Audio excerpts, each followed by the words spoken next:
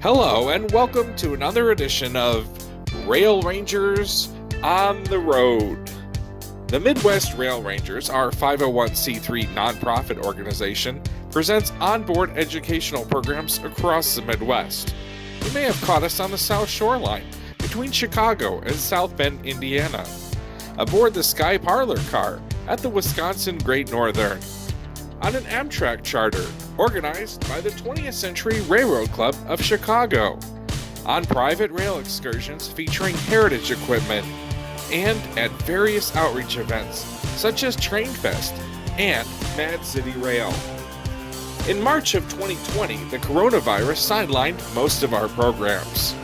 After taking a few months off, we returned with virtual programs, taking you to exciting rail destinations across Illinois, Indiana, Iowa, Michigan, Minnesota, Missouri, and Wisconsin.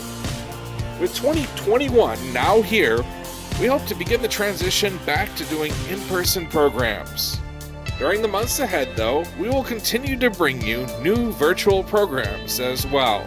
So sit back and relax and enjoy another edition of Rail Rangers on the Road.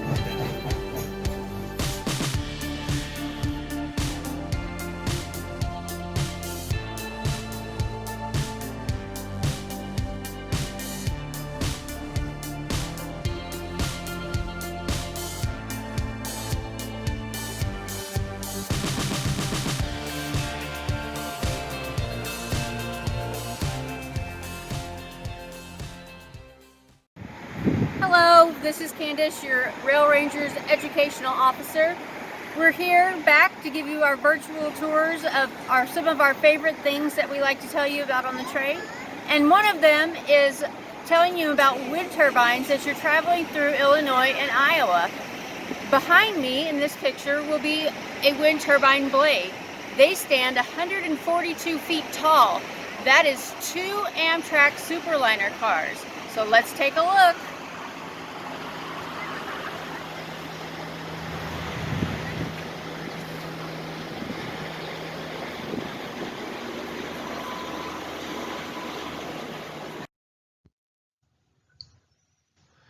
Well, here's a look at one of the wind turbines, and Candace, I would think probably most people have seen these, if not from the train, they've probably seen them maybe driving through the roads of Illinois or wherever. Yeah, along the highways, sometimes you'll see them a lot. I think they're pretty fascinating. I think that they're good for our environment, and they provide great things as far as wind energy. And kind of how and you might be wondering, this is kind of maybe a weird topic for the Rail Rangers to cover, because we usually are covering a tourist railroad or maybe a railroad destination, or we talked about train robberies last year, various different things. So it's kind of, maybe this is kind of one of the most off-topic things, but it's not really, because the connection between trains and wind turbines this evening kind of came from 2012 until 2015, before we started the Rail Rangers. As you might have seen in our program that we did last November, Candace and I and a group of about 35 people headed up Trails and Rails, which was a partnership between Amtrak and the National Park Service. And we were on the Southwest Chief through Illinois, Iowa, and Missouri. And one of our tasks was to put together basically a script for the docents who would be narrating on the route of the Southwest Chief. And there's a lot of wind turbines, and especially in Illinois on the route of the Southwest Chief. I guess also the California Zephyr, because between Chicago and Galesburg or Cameron, it goes on the same route. That's right. So what was the name of the wind farm that you first spotted along the Amtrak route through Illinois? Well, the one that I first saw from the train is Bishop Hill Wind Farm. And that's near Galva, right? That's correct. It's constructed in rural Henry County, Illinois. Okay, yeah. And it's there for 3 reasons. Oh, okay. What did you learn from our research when putting together that script back in 2012? Well, I learned that there's a great it's a great wind source there in that particular area of Henry County. There's lots of open land and a nearby transmission line. Oh, okay. So so there's a connection. As you'll see these, if you take the Zephyr, the Chief, west from Chicago, even like I said, just ride to Galesburg, a little past Princeton and Mendota. So we thought we would devote tonight's program again to wind turbines, which is kind of like I said, kind of off topic, not something we would normally do, but a lot of people do see this from the train. And this photo is actually a photo out of the window of I believe this is the Sunset Limited Texas Eagle out in California, out in the desert. So I guess it's not just a Southwest Chief or the Zephyr through Illinois from the train. If you take a trip out west, you'll see wind turbines like this out in the desert areas. That's right. Your standard wind turbine. Ah, like the one you see on your screen tonight. Yes. They feature 160-foot long blades. So those blades you see on the screen are about double the length of a Amtrak Superliner car. That's correct. Wow. And if you stop at the top of the tower, it's 262 feet tall from the ground to just the top of the tower. And we're talking about the Bishop Hill Wind Farm near Galva. Of course, as you'll learn, I'm going to do a history for you on the history of wind turbines and all that shortly, but they do vary in height. This is the one you see through Illinois. These are my favorite because this is my home turf, as you would say. Yes, we did a lot of onboard educational programs through Illinois. So that total height of those particular wind turbines are 422 feet from the ground to the tip of the blade. When it's standing up, like the one on your screen. That's correct. There you go. Let's take a look. And this is kind of interesting. This is U.S. counties and wind harvesting efficiency. So we kind of zoomed in a little bit to focus on the Midwest here. Actually, let me advance the slide here a little bit more. And that zooms in even a little bit more, and that adds the Amtrak routes. So the dark green is low, I guess, efficiency. So areas where really wind turbines would not be very smart, I guess, if you were going to be placing wind turbines, up to the lighter green, to the yellow, to the orange, to the red. And the red are the highest areas of efficiency for the wind turbines. And of course, the various Amtrak routes, long distance routes, and some of the regional routes are in black on your screen. So for example, Candace and I were talking about the Southwest Chief / California Zephyr route between Chicago and kind of Galesburg.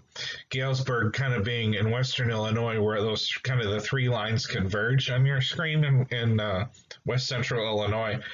And you can see the area that Candace was talking about in the orange, which is right next to the red.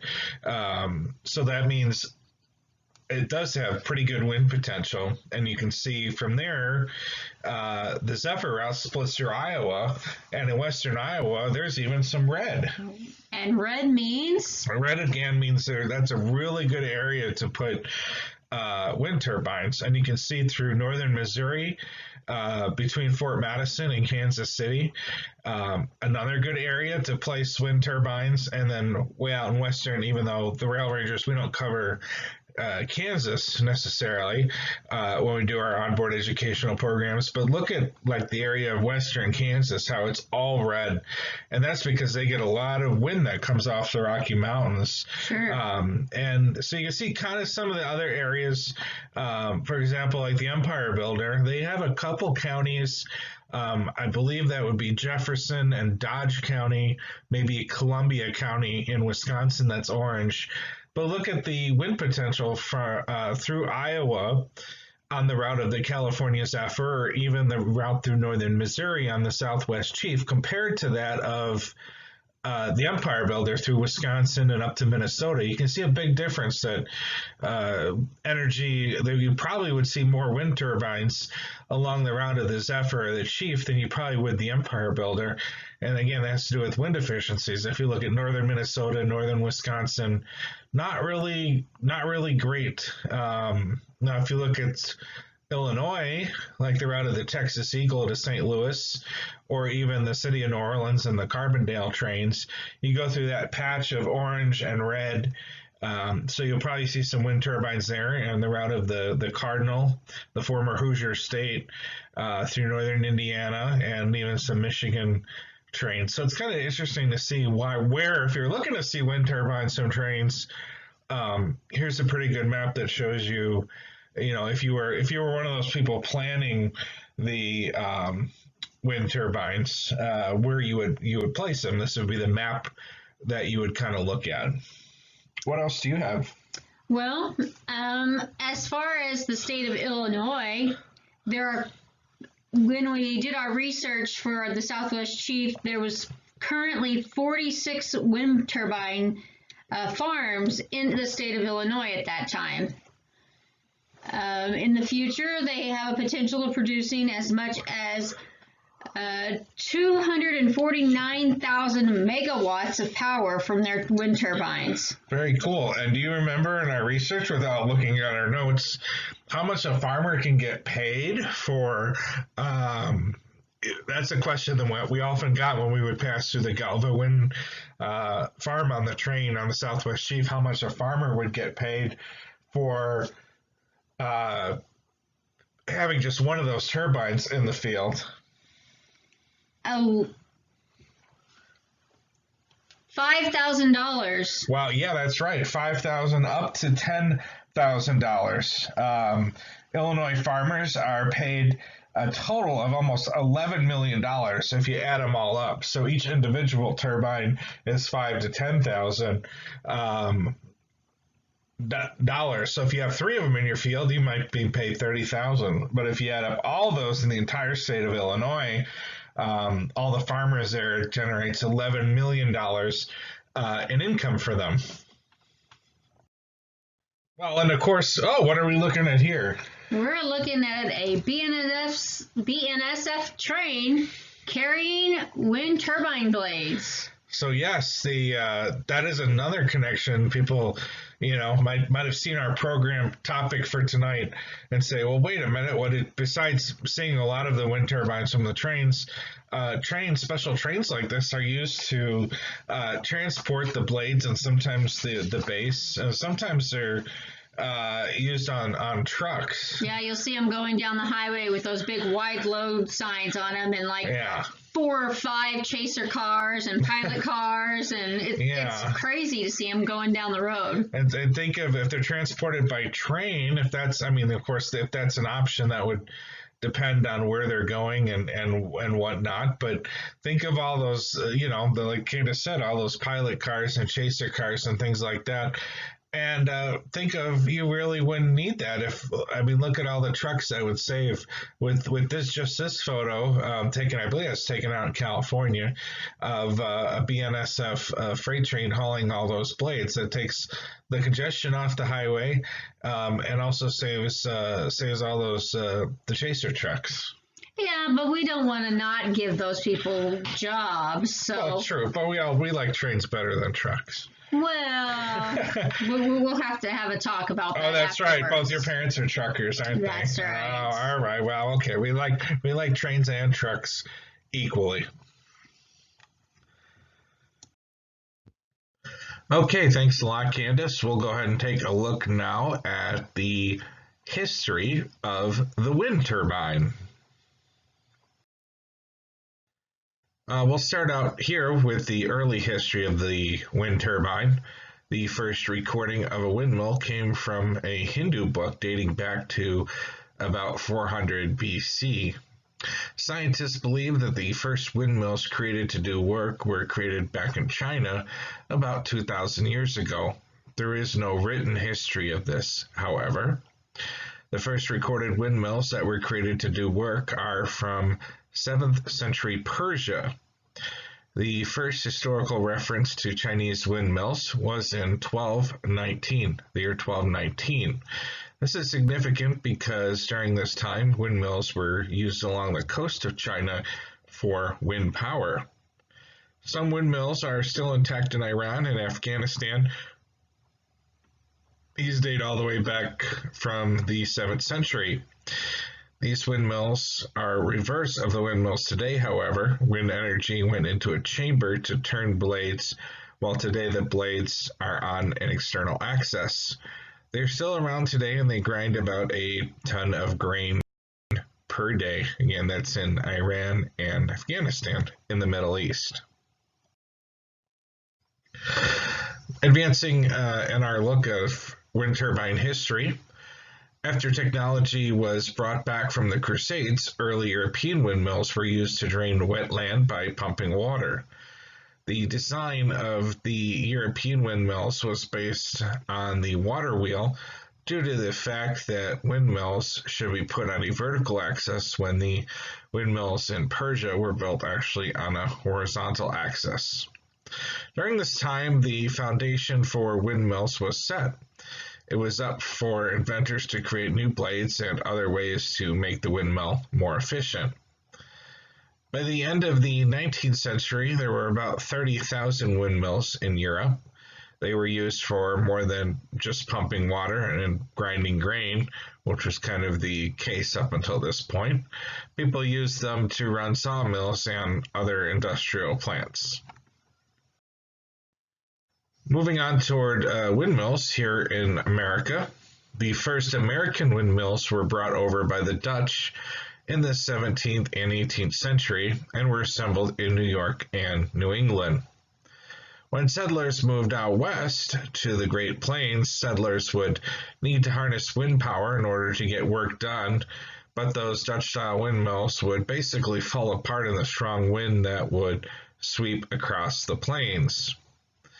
A designer in New England named Daniel Halliday created a new windmill for the conditions in the Midwest. He made the new windmills have many blades and a tail on the back to direct the wind, kind of like the picture you see there over on the right-hand side of your screen. This increased wind power production greatly here in the Midwest. A few years later, these new windmills were made with steel blades. The new blades would not break as easily as the old wooden blades, and the steel blades could be curved to maximize wind production. Until the late 19th century, windmills would only produce mechanical power for their tasks such as grinding grain or pumping water. With the creation of electricity, windmill makers found that windmills could be attached to a generator and used to create power for heating and lighting. The first windmill used to produce electric energy was created in 1888 by Charles F. Brush. These windmills needed to produce 500 revolutions per minute in order to power a generator. From the 1930s through the 1970s, coal and oil were relatively inexpensive in America, and wind energy really lost its popularity here, though windmills were used in many other countries throughout the world. In 1973, America was affected by the Arab oil embargo. This caused focus to turn toward wind power. The U.S. Federal Wind Energy Program was established the next year in 1974. And by the late 1980s, it was becoming very difficult to attract funding for wind energy because people did not believe that wind power could actually be strong enough to produce the same amount of power as oil. Modern wind power is a strong option for alternative energy, and its rich history proves that it can be used effectively. I'm going to look at now some of the pros and cons of wind energy. We'll start off here with the pros. Of course, wind is free, not costing anything, and the power it generates has been, of course, harnessed for centuries, as we saw on our historical look back. Wind is a completely renewable resource because it is something that occurs naturally. Once the means are there, technology and practicality, it can be harnessed constantly without any really destructive effects, such as emissions and uses of other resources to our already abused planet. Generation and maintenance costs for turbines have actually decreased significantly in recent years, making it another pro of wind energy. And wind power is well suited to rural areas, especially portions of the Midwest United States. And then we also, of course, have to present some of the cons of wind energy as well, as there always are two sides to any topic. There are many obstacles to optimal use of wind power. Here's just a couple of those. Those include transmission. Of course, obstacle is how to get the energy from point A to point B. Often cases, for example, some of the wind turbines that you see from the train in Galva, Illinois, near Galesburg, well, sometimes they don't need all that power in such a rural area. So they might send that power a couple hundred miles away, maybe to Tennessee or other areas of the country. So transmission is an issue in certain areas of the country where there is high wind energy, but not as much demand as needed. And of course, technology can be another con. I mean, of storage and containment of the power still must be further developed.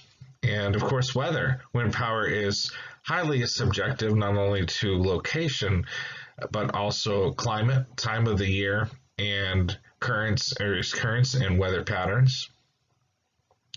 For many problems, new tower designs have provided to be an answer, though.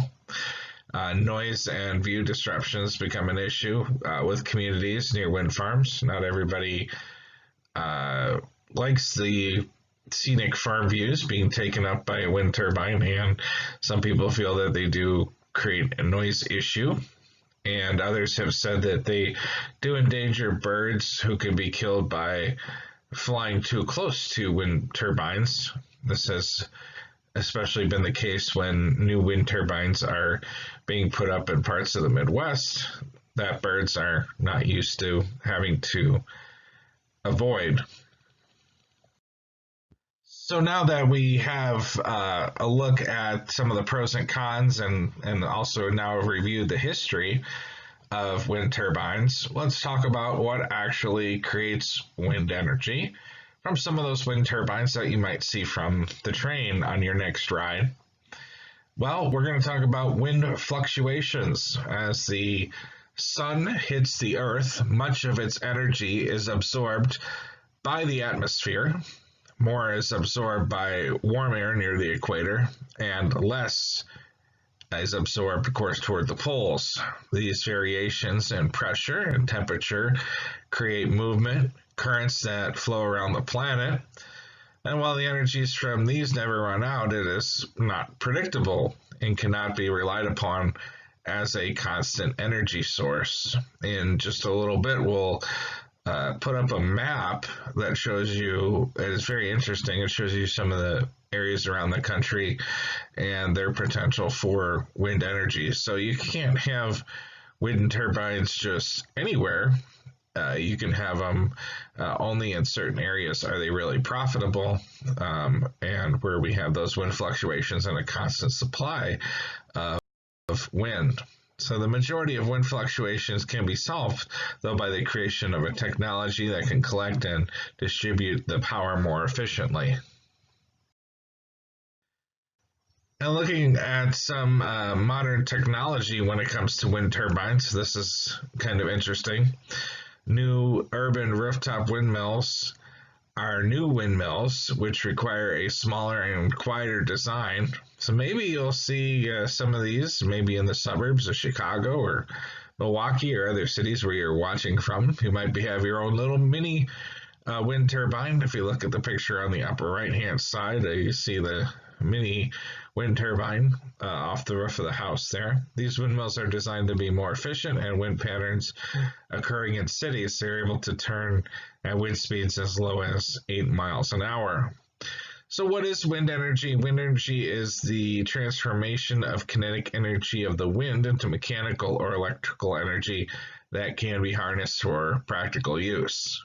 And you see kind of some interesting different designs. Sometimes you will have wind turbines over water, which you see there over on the lower right-hand side of your screen. And there is another interesting design for a wind turbine on the lower left-hand side of your screen with one base with which appear to branch out into 4 turbines. Here's a look at some technological advances when it comes to wind turbines. There's been a push toward creating larger wind turbines to optimize the use of wind. Researchers are debating whether a larger turbine will create more power or more problems. Larger turbines need greater maintenance and have a greater cost in order to keep them running efficiently. And you can see the different options there. If you look at the grid on the right-hand side of your screen, current state of the art are wind turbines that are about 50 to 66 meters. That's 164 to 216 feet. The blades, as you can see, there is potential. You can have wind turbines that are actually bigger than a Boeing B747-400 airliner there that are up to almost 400 feet. So maybe we'll see that in the future. How wind energy is best used, of course, is an interesting question. As of today, wind energy is best fit to be used as an alternative source of energy, but as costs go down and effectiveness goes up, this could soon change, and wind energy may become a viable option for more source for powering our future here on the planet of Earth. Placement is key to using wind farms and windmills, because if the money is to be spent to create one, optimal effectiveness will need to be assured. And as far as how wind energy is best used, wind power is a reliable energy source that has virtually no disrupting effect on the environment. With limitations due to price and storage issues, it is not a viable option as a constant source of power, especially in all areas of the country. Again, in just a little bit, we're going to show you a map of the country and show you the potential for wind energy, which might surprise you. What areas can benefit, and really what areas that really wind is not strong enough to present a constant source of power. So especially considering the fact that practical wind machines only extract 5 to 45% of available power, depending on the efficiency of the turbine design. So we're best to use wind energy in harmony, of course, with other forms of energy that we do have today. Windmills and wind farms, a single windmill operating at 45% production rate will generate about 3.9 million kilowatts of electricity in a year. This would be enough to meet the needs of about 500 households per year. A wind farm will consist of anywhere from about 12 to 100 of these windmills. Well, and then I want to put up this slide here, and this shows, we showed at the beginning of the presentation where each state had the potential for wind turbine power. And I kind of wanted to put this up. We didn't have the chance to show you earlier here in the evening, kind of the nationwide, what is the area for wind turbine. And it's really cool. If you look at the deep red in southeast Wyoming, that's the best place for wind turbines. So that red and the orange and even the yellow into the green are pretty good areas for where to place wind turbines, and areas in the blue and the purple are not really good areas. So like if you look at the kind of the central part of California, not so good, but there's some really good areas just off the mountains in California. But you can see a really good area for the wind turbines is right down the Central Plains from North Dakota, Montana through South Dakota, Nebraska into Iowa, Kansas, Panhandle of Oklahoma and Texas, through Texas, and then there's that little stretch of green that kind of goes up through Illinois and Indiana. So this kind of shows a nationwide perspective. I know we focused before we did the history and stuff on the just the Midwest. So this is something Candace, I think, wanted to talk about. This was the always ranking the states, and this is wind power in the United States. We're going to go with the 2018 numbers. So that's about 3 years ago now in 2018. This shows the currently, or at least of 2018, the installed capacity by state, the rankings of the capacity in megawatts of wind turbines. So the number one state is Texas, followed by Oklahoma, and Iowa. Hey, that's one of our states in the Midwest. Is California. So actually, you see a lot of wind turbines in California, but Iowa has bumped up into the number 3 spot. That's right. And then we have Kansas, and then Illinois and Minnesota. And it goes down from there all the way to a little bitty New Jersey, Connecticut, and Delaware down there. That kind of shows you that. Let's take a closer look, since we are the Midwest Rail Rangers. So let's take a little closer look at the some of the wind power state by state in the 7 states that we do our onboard educational programs on.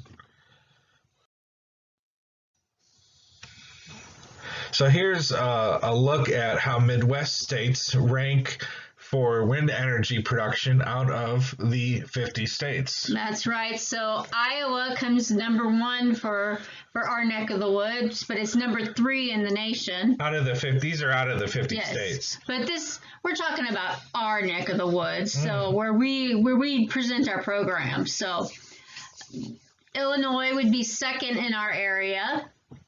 Minnesota would follow.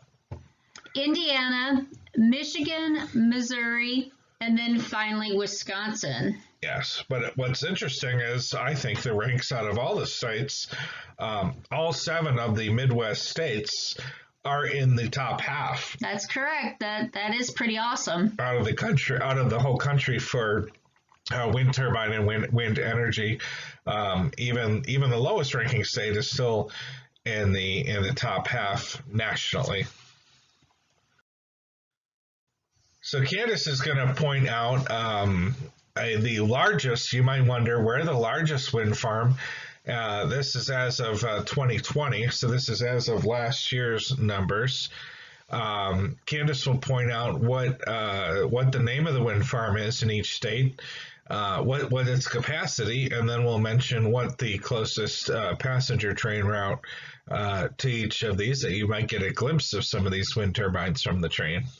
So the largest wind farm by state for Illinois is the Twin Groves Wind Farm near McLean County, Illinois.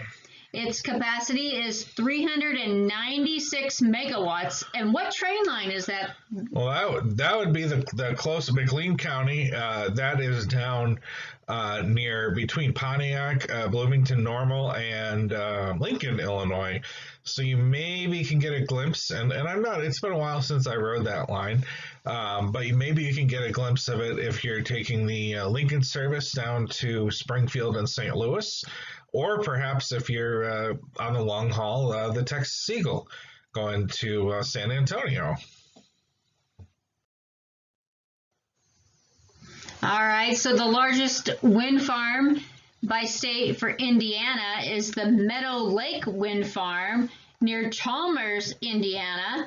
Its capacity is 801 megawatts. It's the largest in the Midwest. And I think I can ask you this safely.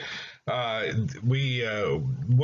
train line is? We know for sure what train line you can definitely see the Meadow Lake Wind Farm from?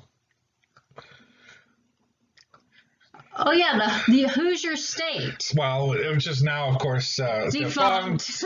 But yeah, for about 4 months or so, when Iowa Pacific was running the Hoosier State train, Iowa Pacific had some of our Midwest Rail Ranger volunteers on Sunday mornings in the dome car, their business class dome car, and we would give presentations, and we would frequently talk about the Meadow Lake Wind Farm. That's why Candace remembered it right off the top of her head. That's right. We would, and you would see it, and it was really cool because at night we would kind of deadhead down on the Cardinal to Lafayette, and we would overnight in Lafayette to do our programs back on Sunday mornings. That's right. And if you ever see this at night on the Cardinal, because the Cardinal leaves at 5:45. So in the fringe, kind of the late fall, winter, and early spring, when it's dark, boy, look out your right-hand side window, and you will see hundreds of wind turbines out your window. The little red light blinking out in the field. Every 3 seconds. 1, Is that what it was? 2, 3. Every 3 seconds. Well, now you have to ride the Cardinal and see if Candace is right. So yeah, you can see it. It's really cool at night as you're going through near Chalmers, which is I think about 70 miles southeast of Chicago. So check it out on the. Next time you ride the Cardinal. Yeah, unfortunately, no more Hoosier State. Well, we'll move on to Iowa now. The Highland Wind Energy Center in O'Brien County, Iowa, and its capacity is 502 megawatts. Yeah, unfortunately, no passenger train line really goes near there. It is located in the far northwest part of the state, maybe an hour and a half southeast of Sioux Falls. So I guess this is one that probably not going to see from the train. That's all right. That's all right.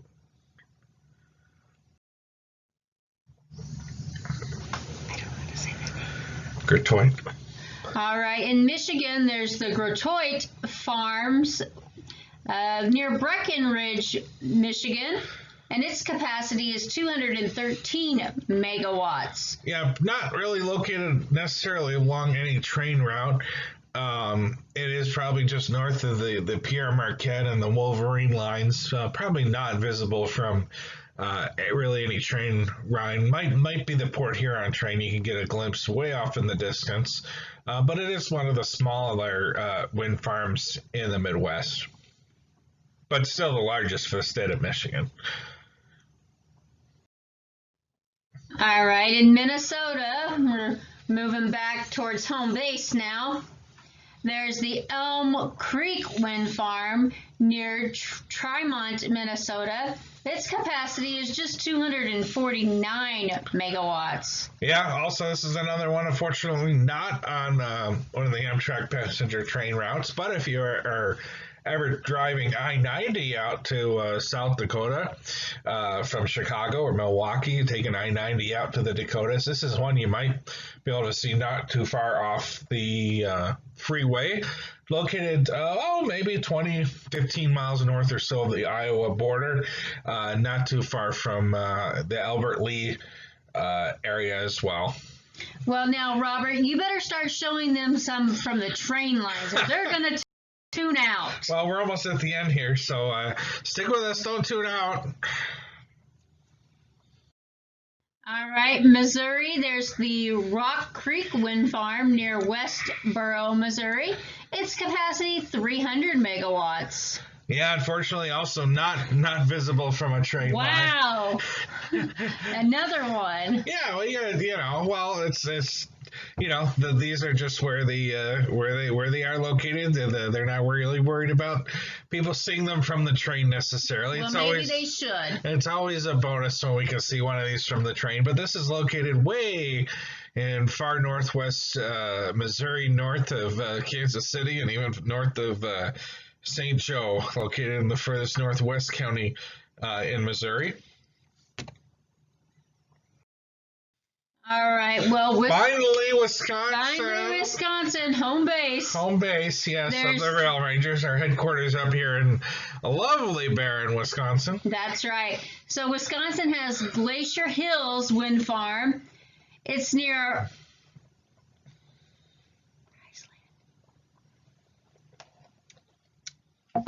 Friesland, Wisconsin. Oh, you mean Friesland? Friesland, potato. Candace is freezing in Friesland. There you go, Friesland. Yes. Its capacity, just 162 megawatts. It's a baby when. Well, it's the largest. It's the largest in Wisconsin, but of the 7 states that we do our programs It's in, the baby. it's the smallest of the largest. There you if go. that makes sense. And this is located in, I believe Dodge County, and not too far from. Not sure if you can see it from the Empire Builder or not. That would be the best train where you might get a glimpse of the Glacier Hills Wind Farm, but not too far off the Empire Builder route between Milwaukee and Columbus there.